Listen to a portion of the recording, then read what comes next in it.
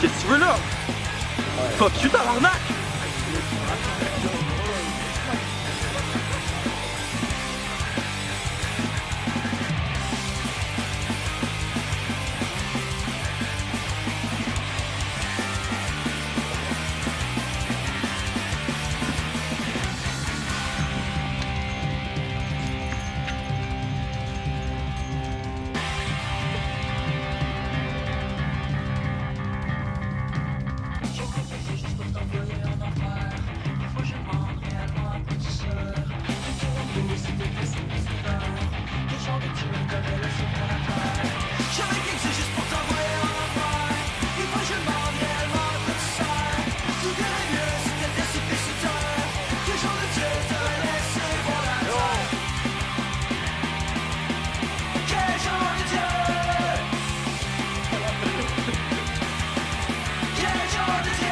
Ta gueule!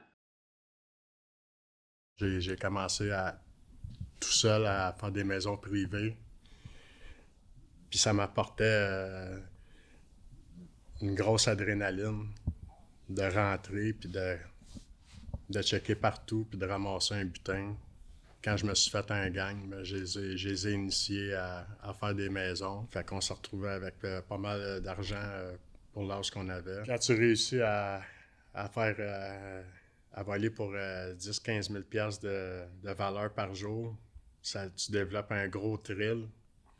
Puis tu te vends l'idée que la prochaine, ça va être 30 000. Avec l'adrénaline que ça me procurait, là, j'avais peur de rien. Aujourd'hui, dans ma vie d'adulte, j'ai peur de tout. Puis à cette époque-là, il n'y a rien qui pouvait me faire peur. Fait qu'à un moment donné, on a fait... c'était pas une maison, c'était un appartement. J'ai commencé à lire le journal de la ville, puis c'était une femme ukrainienne qui était monoparentale avec ses enfants, puis dans l'article, elle disait qu'elle avait plus rien à manger, que des voleurs s'étaient emparés de tout ce qu'il y avait, puis que c'était crapuleux, puis tout ça, fait que j'étais bien déçu de m'avoir trompé comme ça. J'avais plongé la madame et ses enfants dans la misère. Puis là, je trouvais ça moins drôle. Je me suis fait arrêter pour 4 introductions par infraction. Puis il y a une intro par infraction que j'ai faite, c'était chez les Hells Angels. Puis ils ont fait leur enquête, puis ils ont fini par savoir que c'était moi et ma gang. J'avais jamais été à Montréal, puis je savais qu'il y avait un show d'Exploited qui s'en venait.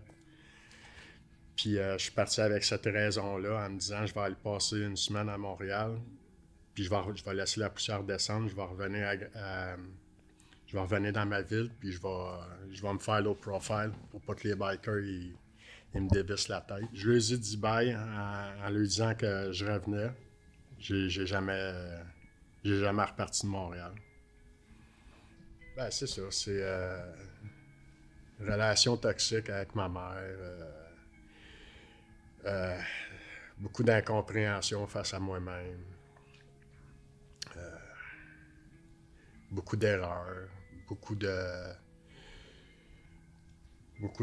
rage puis de haine.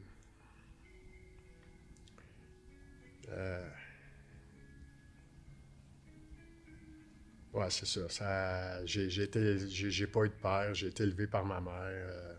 Ma mère apprenait un coup. Ça me faisait de la peine. Je la voyais souvent pleurer.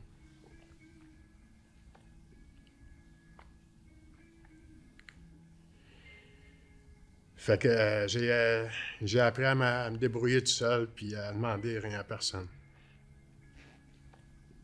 Danny, il a jamais bougé de la ville, puis il est devenu infirmier. 17 ans plus tard, je l'ai recroisé. Puis j'étais bien content, là. Il avait l'air parti pour devenir médecin.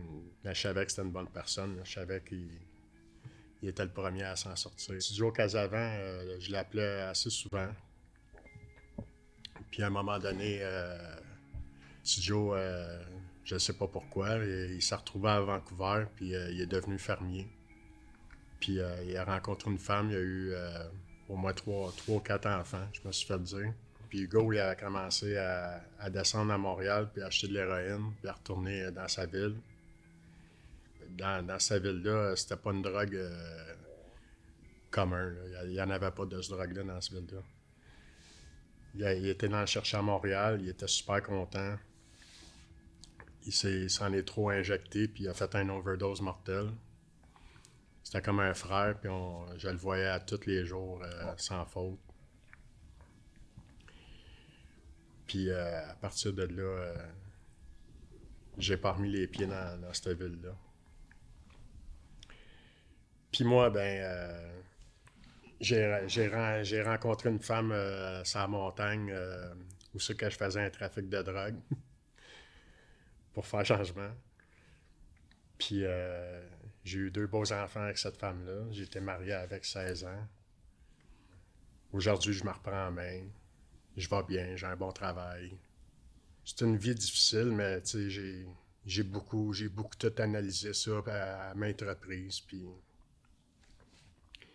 ça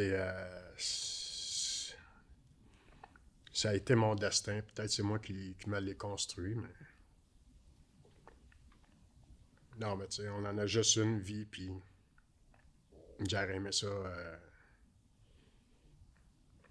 J'aurais aimé ça faire.